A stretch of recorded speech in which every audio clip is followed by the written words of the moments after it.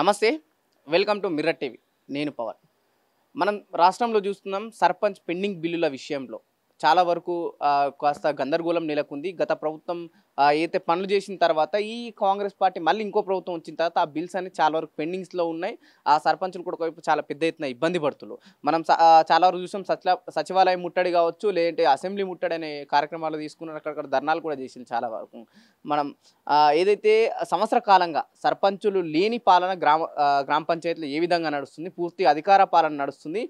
సర్పంచ్ కావచ్చు, స్థానిక సంస్థల ఎలక్షన్స్ ఎప్పుడు పెడతారు, ఏదైతే బీసీలకు 42% రిజర్వేషన్ ఇచ్చే వరకు మేము స్థానిక సంస్థల ఎలక్షన్కి వెళ్ళామని చెప్పేసి ఒకవైపు ప్రభుత్వం గట్టిగానే నిర్ణయించుకుంది.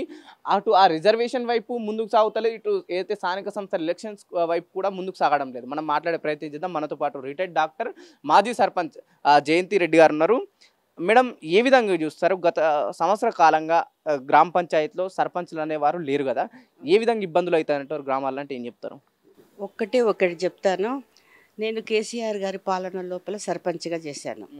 ఆ తర్వాత నేను ఒక టర్మ్ అయిపోయిన తర్వాత ఇంకొక సంవత్సర కాలం గడిచింది. ఇప్పటికీ దానికి దీనికి భూమికి ఆకాశానికి ఉన్నంత భేదం ఉంది. ఎట్లా అంటే చెప్తాను వినండి. కేసీఆర్ గారు నేను సర్పంచ్ కాగానే నాకు కొత్త తెలియదు ఏది కాగానే అసలు ఎంత పని పెట్టారంటే మాకు అంతవరకు ఊర్లలో పేరుకున్నటువంటి చెత్తనంతా ప్రజాపాలనతోటి తొలగించమని చెప్పి మాకు చెప్పారు. దానికి గాను ఎప్పుడూ లేనిది ఎంత స్వయం సమృద్ధి చేశారు గ్రామ పంచాయతీలనంటే, ఫస్ట్ ఆఫ్ ఆల్ ఒక ట్రాక్టర్ ఇప్పించారు, ఒక వాటర్ ట్యాంక్ ఇప్పించారు.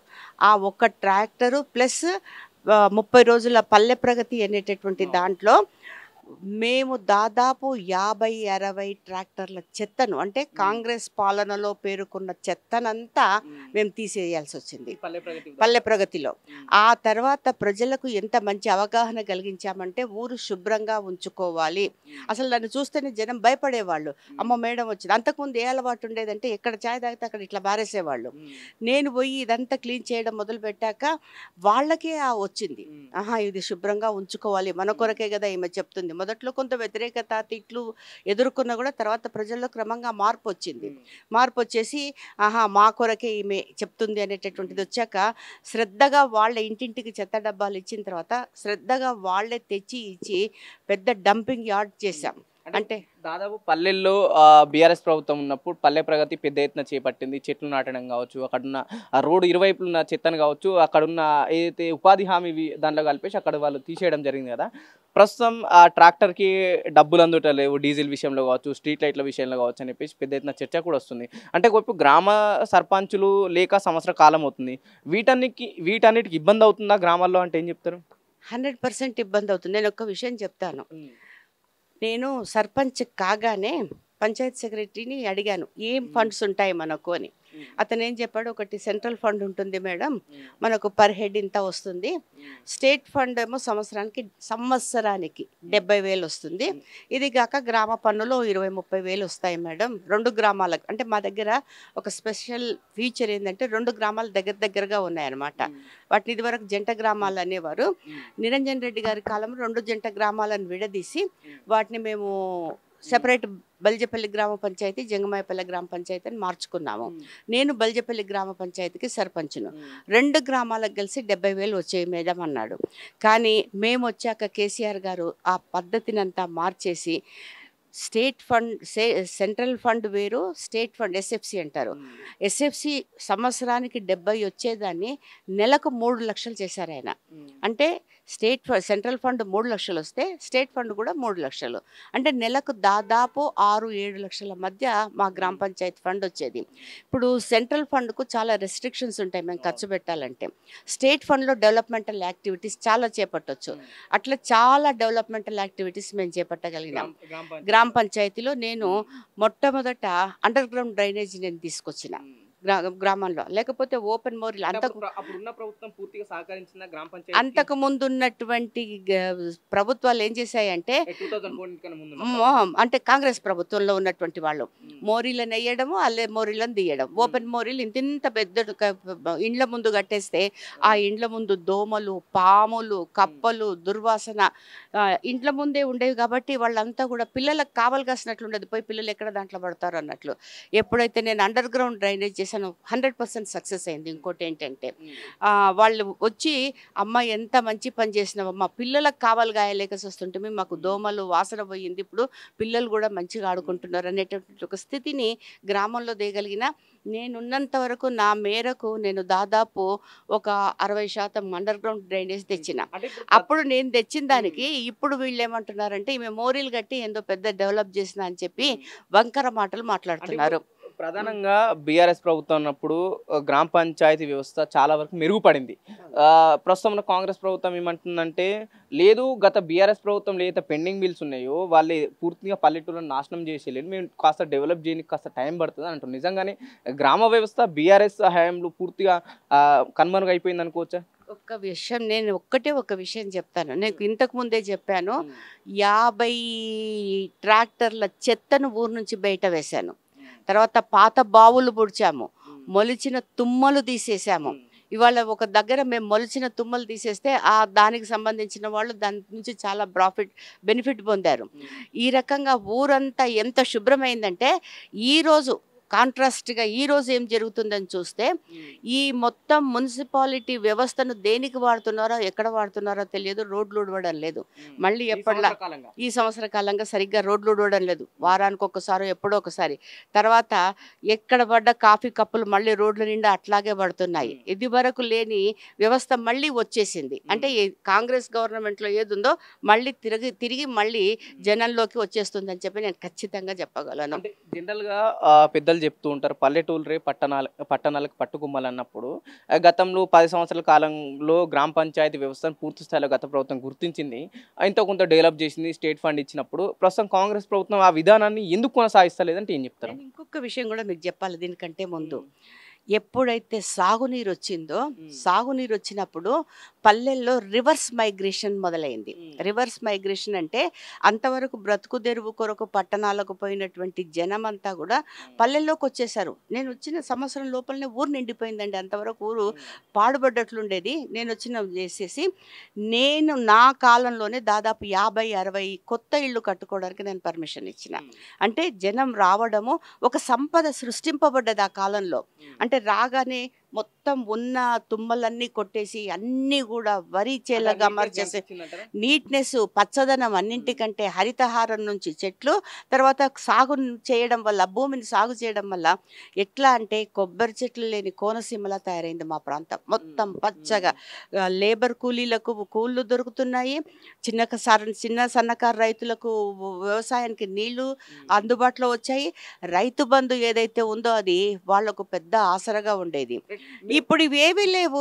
మీరు ఏదైతే అంత సర్పంచ్ చేసిన వారు అంత బలంగా చెప్తున్నప్పుడు ప్రస్తుతం కాంగ్రెస్ ప్రభుత్వం పూర్తిగా పెద్ద ఎత్తున ఆరోపణలు చేస్తుంది, పల్లెటూళ్ళను నాశనం చేసింది బీఆర్ఎస్ ప్రభుత్వం పెద్ద ఎత్తున ఆరోపణలు అయితే చేస్తుంది. మీరు కూడా అక్కడక్కడ చూసే ఉంటారు. నిజంగా ఆ విధమైన పరిస్థితి కనిపించిందా గతంలో, లేకపోతే ఇప్పుడు కనిపిస్తుందా? కాంగ్రెస్ కల్చరే అది. అబద్ధాలు చెప్పడము, పుకార్లు ప్రచారం చేయడము, వ్యక్తిగతంగా మనుషులను క్యారెక్టర్ అసాసినేట్ చేయడం అనేది కాంగ్రెస్ యొక్క ప్రధానమైనటువంటి క్యారెక్టరే అది. కాంగ్రెస్ చెప్తుంది అని అంటే చెప్పేవన్నీ సత్యాలు కావన్నది మీరు ఒకటి గుర్తుంచుకోండి. జరుగుతున్న సత్యానికి అసత్యానికి మధ్యలో సాక్ష్యం మాలాంటి వాళ్ళం. చదువుకున్న దాన్ని నేను అప్పటి గ్రామాలు చూశాను, ఇప్పటి గ్రామాలు చూశాను. నేను వెళ్ళాక కొత్త గ్రామ పంచాయతీ కట్టుకున్నాము, మహిళా భవనం కట్టుకున్నాము, బీసీ కమ్యూనిటీ హాల్ కట్టుకున్నాము, రైతు వేదిక కట్టుకున్నాము, తర్వాత వెల్నెస్ సెంటర్ని అప్గ్రేడ్ చేసుకొని హాస్పిటల్ చేసుకున్నాము, బీఆర్ఎస్ హయాంలో అప్గ్రేడ్ చేసుకొని ఇది చేసుకున్నాము, తర్వాత వైకుంఠధామం కట్టుకున్నాము, డంపింగ్ యార్డ్. నేను సర్పంచ్ అయిన కొత్తలో నాకు విపరీతమైన ఫోన్లు వచ్చేవి. జనం తిట్టేవాళ్ళు, ఓ సర్పంచ్ అమ్మ మీ ఓళ్ళు తెచ్చి చెత్త మా పొలం లేసిపోయినరు, ఏంది తీపి రేపు పొద్దున్నే. జనం వ్యవహారం తెలుసు కదా, అట్లనే వాళ్ళు. ఇప్పుడు ఆ కంప్లైంట్ లేదు. ఇప్పుడు ఏం కంప్లైంట్ ఉంది? రోడ్లు ఉడుస్తలేరు, మా ఇంటి ముందరికి వెళ్ళి చెత్త తీసుకపోతలేరు. ఇప్పుడున్న కంప్లైంట్ అది.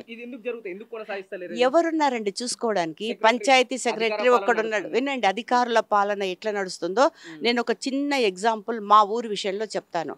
మా ఊరు 2 ఊర్లు పక్క పక్కన ఉంటాయి.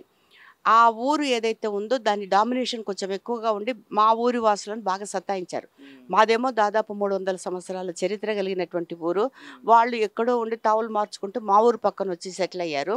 సెటిల్ అయ్యి మా ఊరిని డామినేట్ చేసి అనధికారికంగా అది జంగమాయపల్లి గ్రామ పంచాయతీ అని చెప్పి మమ్మల్ని తీసుకెళ్ళి మా జనానికి ఏ రకమైనటువంటి సబ్సిడీలు వచ్చినా ఇవ్వకుండా వాళ్లకు ఏ రకమైనటువంటివి ఇవ్వకుండా సతాయిస్తుంటే దాదాపు 30-40 ఏళ్ళు కలిసి పోరాడి మేము స్వతంత్ర గ్రామ పంచాయతీ తెచ్చుకున్న తర్వాత ఒక కాంగ్రెస్ నాయకుడు తను బాగుపడడం కోసము 2 గ్రామాలను కలిపి ఆ ఊరు పేరు పెడతా అని చెప్పి ఒక ప్రపోజల్ తీసుకుపోయాడు. నేను ఒక్క విషయం అడుగుతాను, ఈ ప్రభుత్వంలో మొన్న జరిగిన నేను ఒక్క విషయం అడుగుతాను, ఎనీథింగ్ అంటే ప్రజలు కలవాలన్నా వద్దా అనేది ఎవరు నిర్ణయించాలండి?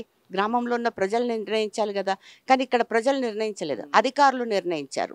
అధికారులు నిర్ణయించి 2 గ్రామాల మర్జింగ్ ప్రపోజల్ పంపించేశారు. మర్జింగ్ ప్రపోజల్ పంపించేస్తే మేము మొన్ననే రీసెంట్గా ఒక వారం దినాల క్రితం రాస్తారు ఒక ధర్నా చేసాం. ఎందుకొరకంటే 300 ఏళ్ల చరిత్ర ఉన్నటువంటి ఒక గ్రామం పేరు తీసేస్తామనడము ఆ గ్రామంలో ఉన్న ఎవ్వరు కూడా జీర్ణించుకోలేకపోయారు. ఎందుకొరకంటే ఒక ఊరు పేరు తీసేయడం అంటే ఆ ఊరిలో ఉన్న అస్తిత్వాన్ని తీసేయడమే, వాళ్ళ యొక్క అస్తిత్వాన్ని. నీవు ఏ ఊరు వాడవంటే ఇన్ని దినాలు బల్జపల్లి వాడిని అని చెప్పుకున్నటువంటి వాడు ఇప్పుడు నా ఊరు జంగమాయపల్లిలో మరో ఏదో కొత్త పేరు పెడతామనేటటువంటి ప్రపోజల్ ఇవన్నీ అధికారుల సమక్షంలోనే జరిగాయి. చాలా పెద్దగా గొడవ చేశాం మేము. గొడవ చేస్తే మా దగ్గర ఉన్నటువంటి పంచాయతీ సెక్రటరీ ఎవరైతే ఉన్నాడో వాడు వాళ్ళ చేతిలో ఏజెంట్గా మారి మమ్మల్ని ఎంత సతాయించాలో అంత సతాయించాడు. ఈ అధికార పాలన రావడం వల్ల ఈ కొన్ని బెనిఫిట్స్ అనేది ప్రభుత్వం వాడుకుంటుందా? అంటే ప్రజలకు వచ్చే బెనిఫిట్స్ కావచ్చు, డైరెక్ట్ అధికారిని ఆర్డర్ చేసి ఇట్లాంటి విషయాలు స్పష్టంగా కనపడుతుంది కదండి. ఇక్కడ దాదాపు నెలకు నాకు 6 లక్షలు వచ్చేవి అంటే సంవత్సరానికి ఎన్ని లక్షలు అండి? 12 72 లక్షలు. ఈ 72 లక్షలు ఈ సంవత్సరం నుంచి ఎక్కడ పోయాయి? ఒక్క అభివృద్ధి కార్యక్రమం లేదు, గ్రామాల్లో ఏమీ లేవు. ఓన్లీ పంచాయతీ ఏం చేస్తున్నారు పంచాయతీ సెక్రటరీ గారు మీరంటే, ఏముంది మేడం మేము ఏది లైట్లు వేస్తున్నాము నీళ్ళు వాళ్ళు ఇచ్చేది ఏంటి? నీళ్ళు ఆల్రెడీ మిషన్ భగీరథ ఉంది, మాకు అంతకుముందు ఉన్నటువంటి ఒక పాత వ్యవస్థ ఉంది, వాటి నుంచి వీళ్ళు కొత్తగా వచ్చి చేసింది ఏం లేదు. పాత వ్యవస్థలో సరఫరా ఆల్రెడీ వాటిని సరఫరా చేయడానికి ఒక ఎంప్లాయీ కూడా ఉన్నాడు. వీళ్ళు చేసింది ఏముంది? ఒక స్ట్రీట్ లైట్లు మాత్రం వేస్తున్నారు వాళ్ళంతే, రోడ్లు వేయడం లేదు, ఏమీ లేదు, అసలు ప్రగతి అనేదే లేదు, పూర్తిగా శూన్యం. పూర్తిగా గ్రామ పంచాయతీలో సర్పంచ్లు లేకపోతే, వార్డు మెంబర్స్ లేకపోతే ఇబ్బందులు పడుతుందా గ్రామ పంచాయతీ కావచ్చు, గ్రామాల్లో ఉన్న ప్రజలు ఏ విధంగా ఇబ్బందులు పడుతున్నారు? ఒక్క ఎగ్జాంపుల్ చెప్తాను నేను. బతుకమ్మ అనేది తెలంగాణ యొక్క అస్తిత్వం.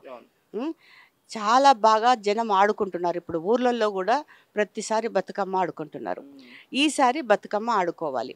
నేనున్నప్పుడు ప్రతిసారి 218 మున్సిపల్ చట్టంలో ఉన్నటువంటి ఒక క్లాజ్ ఏంటంటే preservation and promotion of local culture కింద గ్రామ పంచాయతీ ఫండ్ కింద వచ్చేటటువంటి దాంట్లో నుంచి ఒక 10,000 వరకు వాడుకోవచ్చు. ఆ 10,000 ప్లస్ నేను నా చేయి నుంచి ఒక 10-12 ఇచ్చేవాళ్ళని వాళ్ళు ఆడుకోవడానికి. ఈ సంవత్సరం మళ్ళీ వచ్చారు. ఈ సంవత్సరం నేను సర్పంచ్ని కాదు, నేను ఎందుకు ఇస్తాను, సరే చూద్దామని చెప్పి నేను మీరందరూ కలిసి ఈ క్లాజ్ కింద మీరు డబ్బులు అడగొచ్చు, పెట్టుకోండి అని చెప్పి గ్రామంలో ఉన్న మహిళలకు చెప్పాను. చెప్తే వాళ్ళంతా ఒక అర్జీ తీసుకొని పంచాయతీ సెక్రటరీకి పెట్టారు. పెట్టిన తర్వాత నేను పంచాయతీ సెక్రటరీకి నేను కూడా ఒక మహిళని అడిగే హక్కు నాకు కూడా ఉంది కాబట్టి మరి మాకు ఇట్లా ఇవ్వండి 10,000 దాని కింద అన్నారు. ఎక్కడి నుంచి ఇవ్వచ్చండి? వాళ్ళు గ్రామం నుంచి వసూలు చేసినటువంటి గ్రామ పంచాయతీ ఫండ్ నుంచి ఇవ్వచ్చు. దీనికి ఎంపీడీఓ పర్మిషనో లేకపోతే కలెక్టర్ పర్మిషనో అక్కర్లేదు. స్పెషల్ ఆఫీసర్ వేశారు కదా, స్పెషల్ ఆఫీసర్ లెవెల్లో డిసైడ్ చేయొచ్చు.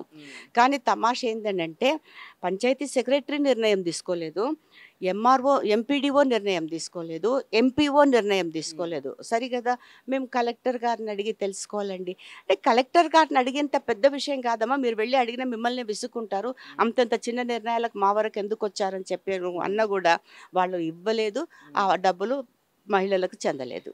అంటే చిన్న నిర్ణయాలు కూడా తీసుకోలేనటువంటి ఒక అసమర్థమైనటువంటి స్థాయిలో ప్రతిదానికి దీని వెనక కాంగ్రెస్ లీడర్స్ ఇప్పుడు కావాలనే చేస్తున్నారు. ఇంకా ఏంది ఎంతకంటే ఏంటంటే డబ్బులు మిగలాలి, మేము తినాలన్న కాన్సెప్టే వీళ్ళది. జనానికి పెట్టాలన్న కాన్సెప్ట్ లేదు కదా, జనానికి పెట్టాలన్న కాన్సెప్ట్ ఉంటే చేస్తారు. ఇప్పుడు 70 లక్షలు మా ఒక్క ఊరు నుంచి పోయిందంటే ఎక్కడ పోయింటాయండి ఆ డబ్బులు? ఏం చేసి ఉంటారు? ఇప్పుడు ప్రస్తుతం ఉన్న ప్రభుత్వం అయితే కులగణన సర్వే పూర్తయిన తర్వాత దాని లెక్కలు బయటకు వచ్చిన తర్వాతనే నేను స్థానిక సంస్థల ఎలక్షన్లోకి వెళ్తా అన్నది. సంవత్సర కాలంగా చెప్తూ వచ్చింది. రీసెంట్గా కులగణన సర్వే చేపట్టిలు, దాంట్లో అంత కొంత కాస్త వ్యతిరేకత వచ్చింది. గతంలో రేవంత్ రెడ్డి గారు అన్నారు ఈ ఈ సర్వేల వల్ల ప్రజల డేటా మొత్తం లీక్ అవుతుంది, ఇది చాలా వరకు ఇబ్బందికరం ఉన్నాయి రేవంత్ రెడ్డి గారు అన్నారు. మళ్ళీ రేవంత్ రెడ్డి ఈ సర్వే తీసుకురావడం ఇవన్నీ జరిగినాయి కదా.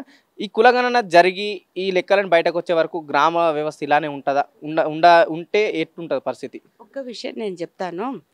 వెనకటికి నేను ఇంకా పనిచేస్తున్నప్పుడు సమగ్ర కుటుంబ సర్వే కేసీఆర్ గారు జరిపించారు. దాన్ని ఆధారంగా చేసుకొని ఎన్నో కార్యక్రమాలు, అభివృద్ధి కార్యక్రమాలు చేపట్టారు. వీళ్ళు వచ్చిన తర్వాత మీరు చూడండి ఈ పాలన ఎట్లుందంటే కేసీఆర్ గారు ఏం చేశారో దానికి రివర్స్ చేయాలి. ఎందుకు అట్లా అంటే ఎందుకు కొనసాగిస్తలేరు గత ప్రభుత్వం చేసిందని? ఒక విజన్ ఉన్న వాళ్ళు ఏదైనా చేస్తారండి. వీళ్ళకి విజన్ లేదు, ఓన్లీ రివెంజ్ యాటిట్యూడ్ ఉంది అంతే. అంటే గత ప్రభుత్వం చేసిన పనులన్నీ పూర్తిగా ఆపేయాలి, మేము మళ్ళీ కొత్త స్టార్ట్ చేయాలని ఆలోచనలు ఉన్నారా? గత ప్రభుత్వం చేసింది తప్పని నిరూపించడం కోసము వీళ్ళు చేస్తున్న తప్పులు ఎన్నో ఉన్నాయి. ఇవాళ గత ప్రభుత్వము ప్రజల ఒక విజన్ తోటి ప్రజలకు ఇది చేస్తే లాభం ఉంటుంది, ఇది చేస్తే లాభం ఉంటుంది, ఇది చేస్తే లాభం ఉంటుందని 100 రకాలుగా ఆలోచించి చాలా సంక్షేమ పథకాలు తెచ్చారు. ఇవాళ ఆ సంక్షేమ పథకాలను ఇవిస్తామని చెప్పి ఏది ఇవ్వడం లేదు. ఒక్క రైతు బంధు నేను చెప్తానండి, రైతు భరోసా చేస్తాము. రైతు భరోసా చేసి తర్వాత ఏంటి దాన్ని 17,000 ఇస్తామని చెప్పారు కదా. ఎక్కువ 10 ఆయన ఇస్తుంటే దాన్ని ఇంకా 5 పెంచి 15,000 ఇస్తామన్నారు. నేను ఒక్క విషయం అడుగుతానండి, వీళ్ళంతా అపప్రచారం ఎంత చేశారంటే పెద్దోళ్ళే తింటున్నారు, ఇవంతా పెద్దోళ్ళే తింటున్నారు అంటున్నారు. ఒక చిన్న ఎగ్జాంపుల్, నా ఊరే కాదు ఏ ఊరికి తీసుకపోయినా 80% చిన్న కమ్మతాలు ఉన్న వాళ్ళే ఉన్నారు. చిన్న సన్నకారు రైతులే ఉన్నారు. 3 నుంచి 5 మ్యాక్సిమం 10, అంతకంటే ఎక్కువ ఎవరు లేరు. పెద్దవాళ్ళు ఒకవేళ ఉన్న 10 ఎకరాల రైతున్న, నేను కూడా ఇవాళ 30 ఎకరాల రైతును, కానీ నేను కూడా రైతు పడ్డ కష్టాలే పడుతున్నా. నాకు ఏమి వ్యవసాయం లాభసాటిగా లేదు. మరి ఇప్పుడు రైతు అన్నవాడు రైతే, వాడు వెనక ఎంప్లాయా, వాడు పన్నుదారుడా, ఇవన్నీ ఆలోచించాల్సిన అవసరం లేదు. ఎందుకొరకంటే ప్రకృతి ఎవరినైనా సమానంగానే చూస్తుంది. నష్టం వస్తే నాకు నష్టం వస్తుంది, వాళ్లకు నష్టం వస్తుంది. కాబట్టి కేసీఆర్ గారు ఆ సమదృష్టితోటే అందరికీ సమానమైనటువంటి రైతు బంధు ఇచ్చిండు.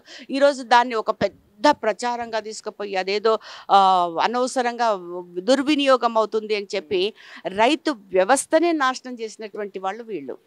మీరైతే రైతు బంధు గురించి ప్రస్తావించారు కాబట్టి, రైతు బంధు విషయంలో వాళ్ళ 5,000 ఇచ్చి మేము వస్తే 7,000 ఇస్తాం, సంవత్సరానికి 15,000 ఇస్తాం అన్న వాళ్ళు ప్రస్తుతం గత ప్రభుత్వంలో కేసీఆర్ ఎన్ని ఎకరాలు ఉంటే అన్ని ఎకరాలకు రైతు బంధు వేసింది. కానీ ప్రస్తుతం ఉన్న ప్రభుత్వం ఏం చెప్తుందంటే ఒక రైతుకి 7 ఎకరాలు ఉంటే ఉన్న వాళ్ళకి మేము రైతు బంధు ఇస్తామని విధి విధానాలు మేము రూపొందిస్తున్నామని చెప్తుంది. నిజంగానే 7 ఎకరాలు ఉన్న వాళ్ళకు రైతు బంధు వేస్తే ఇబ్బంది అయ్యే పరిస్థితి ఉందంటే ఆ పెట్టుబడి వీళ్ళు ఏదైతే పెట్టుబడి పెట్టిన వాళ్ళకు మళ్ళీ అదేవిధంగా లాభం వస్తుంది అంటారా?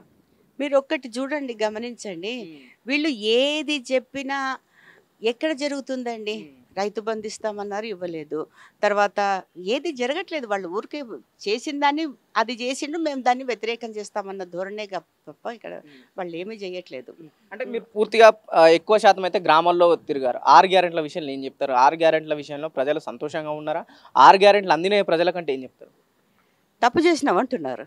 సింపుల్గా జనము చేసిన తప్పుకు బయటికి చెప్పుకోలేక మేము తప్పు చేసినాం అంటున్నారు. ఈరోజు ఎలక్షన్స్ పెట్టండి, ఏం జరుగుతుందో నేను చెప్తాను. కాంగ్రెస్ పార్టీ అన్ని ఉచిత హామీలు ఇచ్చింది ప్రజలకు. తులం బంగారం అంది, కళ్యాణ లక్ష్మి అన్నది, రకరకాల హామీలు ఇచ్చింది. ఇన్ని ఉచిత హామీలు ప్రజలు నమ్మి వాళ్ళకి నమ్మకం వచ్చిన తర్వాత నీసిలు కదా, ఎందుకు మళ్ళీ కాంగ్రెస్ పార్టీకి వ్యతిరేకంగా వెళ్తారంటే ఏం చెప్తాను? ఎక్కడ హామీలు ఎక్కడ అమలు అవుతున్నాయి? ఎక్కడ సంబరాలు ఎవరు చేస్తారు? ప్రజలు చేసుకోవట్లేదు సంబరాలు. ఎవరు విజయోత్సవాలు ప్రజలు జరుపుకోవట్లేదు. ఎవరు జరుపుకుంటున్నారు? కొంతమంది లీడర్స్ జరుపుకుంటున్నారు. 2 లక్షల రుణమాఫీ చెప్పారు. ఎక్కడ జరిగింది చెప్పండి రుణమాఫీ? 100 మందిలో 10 మందికి చేసి 10 మందిని చూయిస్తున్నారు భూతద్దంలో. 90 మందిని మర్చిపోతున్నారు వాళ్ళు. ఏది జరిగినా అంతే, ఓ 4గురికి ఇస్తున్నారు, ఇచ్చాము మమ్మ అనిపించుకుంటున్నారు అంతే వాళ్ళు. మేము చేసాం ఏంటండి? ఏ పని కూడా పూర్తి స్థాయిలో జరగట్లేదు. ఏది కూడా పూర్తి స్థాయిలో జరగట్లేదు. ఇవాళ జనం తప్పు చేశామన్న భావనలోకి ఎంత తొందరగా తీసుకెళ్తున్నారో అంత తొందరగా ఈ గవర్నమెంట్ తీసుకెళ్తుంది. కాంగ్రెస్ పార్టీ వచ్చిందంటే ఇందిరామ రాజ్యం వచ్చింది, మళ్ళీ తెలంగాణలో సుఖశాంతుల తెలంగాణ మళ్ళీ మొదలవుతుంది అంటూ. నిజంగానే ప్రస్తుతం తెలంగాణలో ఇందిరామ రాజ్యం కనిపిస్తుందా, కనిపిస్తలేదంటే ఏం చెప్తారు? జనం ఇందిరాగాంధీని ఎప్పుడో మర్చిపోయారండి. ఇందిరాగాంధీ ఉన్నప్పటి తరం ఇప్పుడు లేదు. ఇప్పుడున్న తరం ఎవరైతే ఉన్నారో వాళ్ళు కేసీఆర్ను చూస్తున్నారు. కేసీఆర్ గారిని వాళ్ళు తమ పెద్ద కొడుకుగా ఆల్రెడీ యాక్సెప్ట్ చేసి ఉన్నారు.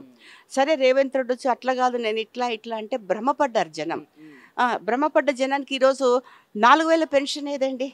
ఎక్కడుంది 4,000 పెన్షన్? లేదు. ఆ 2,000 పెన్షన్ కూడా ఓ నెల వస్తే ఓ నెల రాదు, సతాయిస్తున్నారు. దానికి కూడా మళ్ళీ అధికారుల పాలన లంచగొండితనం ఏ స్థాయిలో వచ్చిందంటే ఇంత సమర్పించుకుంటే తప్ప పనులు కావన్న స్థాయికి వచ్చేసాయి. అంటే మళ్ళీ ఈ దళారీ వ్యవస్థ మళ్ళీ మొదలైందా కాంగ్రెస్ పార్టీ అధికారంలోకి వచ్చిన తర్వాత? 100% మొదలైంది. 100% మొదలైంది. ఇంకా ఎవరికి కూడా సామాన్య జనానికి న్యాయం జరగట్లేదు. మొత్తం ఎవడైతే బలం ఉందో ఎవడైతే ఇది ఉందో వాడి పనులే జరుగుతున్నాయి. నేను మా గ్రామ పంచాయతీలోనే చెప్తున్నాను. నేనున్నప్పుడు ఒకడు పెదనాయన ఆస్తిని తీసుకోవడం కోసము పంచాయతీ సెక్రటరీ సంతకాన్ని ఫోర్జరీ చేసి పోయి రిజిస్ట్రేషన్ చేసుకోవడానికి పోతే మేము అడ్డం పడి కానివ్వలేదు. ఆ కసితో ఇప్పుడు ఇవాళ కాంగ్రెస్లో మా ఊర్లో రాజ్యం వెళ్తున్నది వాడే. అంటే ఫోర్జరీ చేసిన వాడు ఒకడు, ఆడవాళ్ళ చేత తన్నులు తిన్న వాడు ఒకడు, ఆడవాళ్ళని చంపి ఇంకో 3-4 పెళ్ళాలని ఇటువంటి వాళ్ళు ఇవాళ గ్రామ పంచాయతీని వెళ్తున్నారు. రౌడీల రాజ్యం కనిపిస్తుంది. అట్లాంటి వాళ్ళు వెళ్తున్నారు ఇవాళ రాజ్యాన్ని. ఒక్కటి చెప్పండి అక్క, గతంలో సర్పంచ్ల పెండింగ్ బిల్స్ గురించి ఈ మధ్య చాలా కాలంగా గందరగోళం నెలకొంది. అయితే గత సంవత్సరంలో సర్పంచ్లుగా చేసిన వాళ్ళు ఇప్పుడు మళ్ళీ మేము సర్పంచ్ చెయ్యాలంటే అమ్మ బాబోయ్ సర్పంచ్ చెయ్యాలని ఒక భయాందోళన దాంట్లో ఉన్నారు కదా. కాంగ్రెస్ ప్రభుత్వం ఎందుకు పెండింగ్ బిల్స్ ఇస్తలేదు, లేదంటే బీఆర్ఎస్ ప్రభుత్వంలోనే పెండింగ్ బిల్స్ వాళ్ళకి రాలేవంటే ఏం చెప్తారు? బీఆర్ఎస్ ప్రభుత్వంలో అంటే చివర్లో చూడండి ఎలక్షన్ ఆ మూమెంట్లో వచ్చినటువంటి పనుల బిల్స్ రాలేదు. కొంతమంది అంటారు లేదు ముందు నుంచి రాలేదంటారు. నా వరకైతే ఆ అనుభవం లేదు నాకు. నావి కూడా ఇప్పుడు ఒక 6 లక్షల బిల్లు పెండింగ్లో ఉన్నాయి. లేవని కాదు మరి, కానీ ఏ రోజు కూడా ఏ బిల్లు కూడా సంవత్సరం కాలం తీసుకోలేదు. మరి మేము చేసి సంవత్సరం అయిపోయింది కదా, ఇప్పటికి రావాలి కదా, రావట్లేదు. ఏమవుతున్నాయి ఈ డబ్బులు అనే ప్రశ్న మేము కూడా అడుగుతున్నాం. ఎక్కడ ప్రభుత్వం కావాలని చేస్తున్న గతంలో బీఆర్ఎస్ ప్రభుత్వంలో ఉన్న సర్పంచులు అక్కడ గ్రామ వ్యవస్థని వాళ్ళు శాసించారు కాబట్టి ప్రస్తుతం మా పార్టీ వాళ్ళు రావాలా అంటే ఒక ఆలోచనల కోసమే ఇప్పుడున్న వాళ్ళ పెండింగ్ బిల్స్ పెట్టిందనుకోవచ్చా? నేను అడుగుతున్నాను. జనంలో ఒక అభిప్రాయం ఏముందో చెప్పనా? నా అభిప్రాయంగా జనంలో ఉన్న అభిప్రాయం ఏముంది, రేవంత్ రెడ్డి నెలకు 5 కోట్లు రాహుల్ గాంధీకి పంపాలనంట. ఇంకా యాడుండే పాపం వానికి, ఇవన్నీ తీసుకపోతేనే కదా ఇస్తాడు. ఈ అభిప్రాయం జనం ఎక్స్ప్రెస్ చేస్తున్నారు. జనాలే చెప్తున్నారండి, నేను అనట్లేదు, జనమే అంటున్నారు. మీరు ఈవెన్ వాట్సాప్లు తీసినా అన్ని ఈవెన్ న్యూస్లు వస్తున్నాయి ఊర్లలో. మొత్తం జనం వ్యతిరేకంగా ఈ డబ్బులంతా అధిష్టానికి డబ్బులు వెళ్తేనే ఇక్కడ వీళ్ళకి మనుగడ కాబట్టి అక్కడికి వెళ్తున్నాయని చెప్తున్నారు వాళ్ళు. రైట్, ఇది పరిస్థితి. అయితే పూర్తిగా గ్రామ స్థాయిలో కూడా సర్పంచ్ వ్యవస్థ గతంలో సంవత్సర కాలం అయింది, అధికారి పాలన నడుస్తుంది. సంవత్సర కాలంలో ఎక్కడ కూడా సర్పంచ్ స్థానిక సంస్థల ఎలక్షన్స్ మేము పెడతామన్న ఆలోచన కూడా ఎక్కడ లేదు. పెట్టే ఆలోచన ఉందా లేదా ప్రభుత్వానికి కూడా మనం వేచి చూడాల్సిన అవసరం ఉంది. కెమెరామెన్ కళ్యాణ్తో పవన్, మిర్రర్ టీవీ, హైదరాబాద్.